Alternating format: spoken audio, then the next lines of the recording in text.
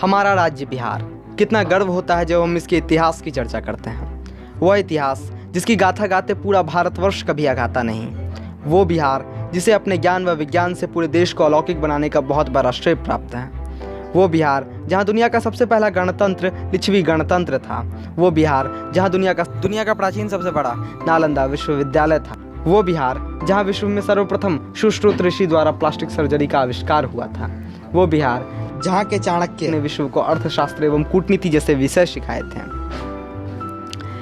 परंतु आज सब कुछ एकदम उल्टा ही है। आज बिहार देश का सबसे पिछड़ा राज्य है। चाहे वो औद्योगिक क्षेत्र हो, शिक्षा क्षेत्र हो, चिकित्सा क्षेत्र हो, इंफ्रास्ट्रक्चरल क्षेत्र हो, सामाजिक क्षेत्र हो, रोड्स की बात हो, बिजली की बात हो, रोजगार की बात हो, सब में बिहार राज्य देश में सबसे निचले पायदान पर है। और शायद आज हम ये कहते हुए भी आगाते नहीं हैं। आज़ादी के बाद से हमारे देश में बहुत से विकास हुए हैं।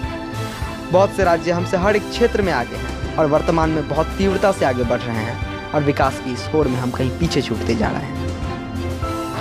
वर्तमान में राज्य की स्थिति देखने योग्य है। शिक्षा के नाम पर राज्य में बिल्डिंग्स तो बनवाई जा रही हैं, भोजन भी उपलब्ध है, पर छात्र विद्यालय जिस उद्देश्य की प्राप्ति के लिए जाते हैं उस उद्देश्य की पूर्ति कराने वाले शिक्षक ही वहाँ उपलब्ध नहीं है। वास्तव में बच्चों को तो यह पता ही नहीं है कि उनके विद्यालय जाने का उद्देश्य क्या है, वो विद्यालय क्यों जाते हैं। बच्चे तो बस अपना बस्ता उठाते हैं, एक थाली उसमें डाल देते हैं और चल पड़ते हैं थोड़े से स्वादिष्ट भोजन की लालसा में अपने विद्यालय की ओर। अब तो वहाँ थाल भी उपलब्ध है, पर उपलब्ध वो चीज़ नहीं है जो उनके लिए सबसे आवश्यक है, शिक्षा को प्रदान करने वाले शिक्षक।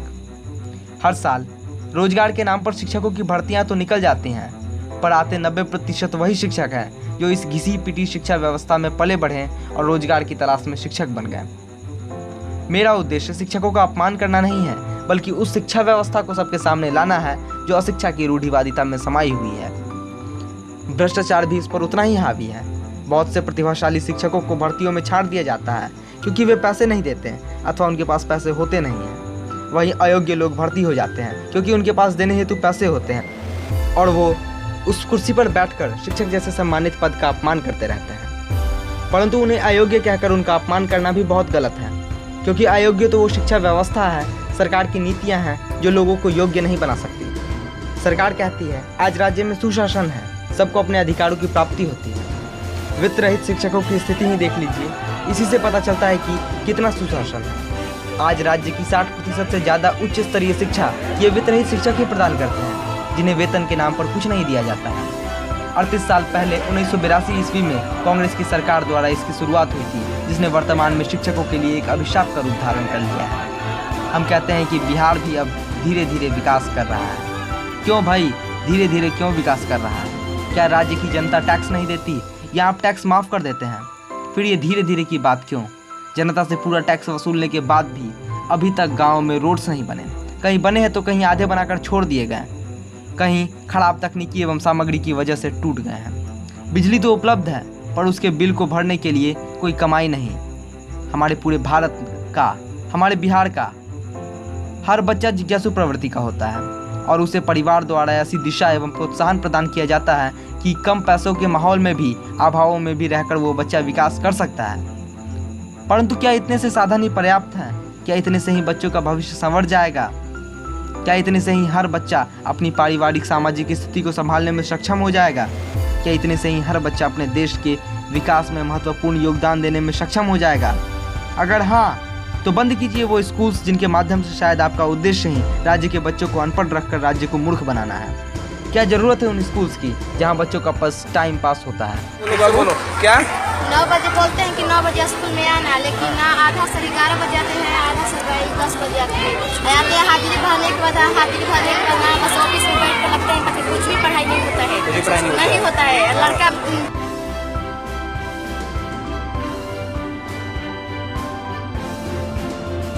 रोजगार के नाम पर तो आप कुछ लोगों को शिक्षकों के पद पर नियुक्त कर देते हैं, परंतु आपका उद्देश्य सीधे सीधे एक ऐसी पीढ़ी जो आप ही के कारण और आप जैसी अन्य सरकारों के कारण अयोग्य है, उनको रोजगार देकर अगली 4 से 5 पीढ़ियों को बेरोजगार अनपढ़ बनाए रखने का होता है।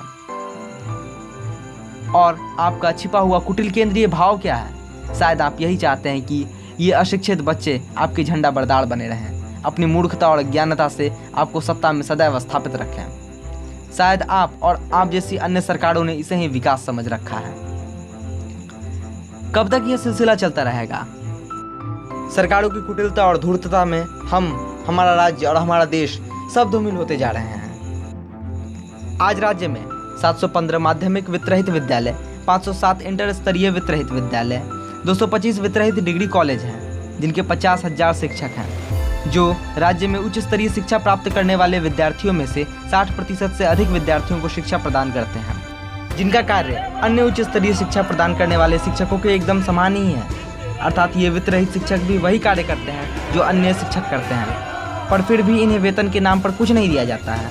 हाँ, अनुदान के नाम पर कुछ मिलता है, जो विद्यालय में हर वर्ष पास करने वाले विद्यार्थियों की संख्या एवं श्रेणी के आधार पर होता है, जिसमें शिक्षकों के नाम पर करीब 50 से 60 हज़ार रुपये प्रतिवर्ष आते हैं, पर वो पैसे शिक्षकों तक समय पर कभी नहीं पहुँचते। वित्तरहित शिक्षकों के विद्यालयों में आज 2010, किन्हीं को 2011, किन्हीं को 2012, किन्हीं को 2013 एवं किन्हीं को 2014 की ही राशि मिल रही है। अर्थात सरकार शिक्षकों को अभी 2020 में 2013-14 की ही राशि प्रदान करेगी। बिहार में भारतीय जनता पार्टी और जदयू की सरकार है। भारतीय जनता पार्टी के ग्लोबल लीडर श्री नरेंद्र मोदी जी हमारे देश के प्रधानमंत्री हैं, जिनका यह संकल्प है कि सबका साथ, सबका विकास और सबका विश्वास। और बिहार के हमारे माननीय मुख्यमंत्री जी का यह संकल्प है कि न्याय के साथ विकास। अब ये दोनों पार्टी की सरकार बिहार में है। एक उदाहरण मैं आपको रखता हूं, इन दोनों संकल्पों के सामने आप इसकी तुलना कीजिए। 25 अगस्त 2020 को बिहार कैबिनेट की बैठक होती है, जिसमें भाजपा और जदयू के मंत्री सम्मिलित होते हैं। भाजपा के मुखिया के तौर पे आदरणीय श्री सुशील मोदी जी और जदयू के मुखिया के तौर पर श्री नीतीश कुमार जी सम्मिलित होते हैं। बैठक में कुल 49 प्रस्ताव पारित किए जाते हैं। उस 49 प्रस्ताव में आपको बता दें कि कुल 3 प्रस्ताव शिक्षा विभाग के होते हैं। उन 3 प्रस्तावों में 37 नंबर पर एक प्रस्ताव है, जो सुनकर आप हैरान रह जाएंगे कि दोनों प्रस्ताव जो है इन लोगों के संकल्प से कितने विपरीत हैं।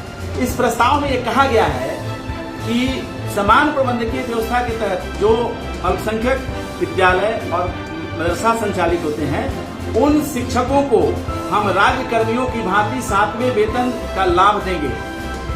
और ये कैसा साथ, कैसा विकास और कैसा विश्वास। नीतीश जी कहते हैं न्याय के साथ विकास। जो अल्पसंख्यक मदरसा विद्यालय सिर्फ 2 से 3% बच्चों को पढ़ाते हैं, उनको अब 7वें वेतन का लाभ दे रहे हैं। और उसी प्रबंध समिति शासी निकाय से जो वित्तरहित संस्थान चलते हैं, जिनके 50 से 60 हजार कर्मी बिहार की उच्च शिक्षा में 60% से अधिक बच्चों को पढ़ाते हैं, उनको अनुदान प्रतियाफत दे रहे हैं। यह सवाल आपके ऊपर है कि आप कैसा न्याय के साथ विकास कर रहे हैं। और सबसे ज्यादा सवाल मोदी जी के विजन पर है कि आप सबका साथ, सबका विकास और सबका विश्वास की बात करते हैं। तो क्या जिस प्रकार बिहार में छात्रों को जब कोई राशि, प्रोत्साहन राशि या कोई लाभ देना होता है, सरकारी लाभ, तो सबसे पहले उसके जातिगत आधार पर उसका वर्गीकरण किया जाता है। लेकिन अब शिक्षकों को भी जातीय आधार पर ही नहीं, धार्मिक आधार पर वर्गीकरण करके बिहार सरकार वेतनमान देने का काम कर रही है। जरा सोचिए उन शिक्षकों की स्थिति क्या होगी। एक तो पैसा आज मजदूरों को मिलने वाले पैसे का भी आधा है, और वो भी 6, 7, 8 वर्ष पहले का पैसा आज मिलता है। यही है सुशासन। ऐसे ही तो शायद हर व्यवस्था तीव्रता से विकसित करती है। सरकार बात करती है शिक्षा की। जरा सोचिए, विचारिए उन वित्तरहित शिक्षकों के बच्चों की, जिनके पास शायद एक ट्यूशन पढ़ने के भी पैसे न होते हों। पता नहीं उन शिक्षकों का घर कैसे चलता होगा, जो दूसरों के घरों को रोशन करने में लगे हैं। यही है सुशासन, सुव्यवस्था, यही है विकास। कौन से विकास की बात करते हैं? पटना की स्थिति देख लीजिए। राज्य की राजधानी होने के बावजूद कूड़े का ढेर है। जहाँ तहाँ कूड़ा कचरा, घंटे घंटों के जाम, टूटी फूटी नालियाँ, रोडों पर, मैदानों में, बस स्टेशन, रेलवे स्टेशन पर कूड़े कचड़े ही। अगर बाढ़ आ जाए तो पूरा पटना ही कचड़े में समाहित हो जाए। अन्य जिलों की भी यही स्थिति है। कोई विकास नहीं, बस विकास के नाम पर ढोंग हो रहा है, ढोंग।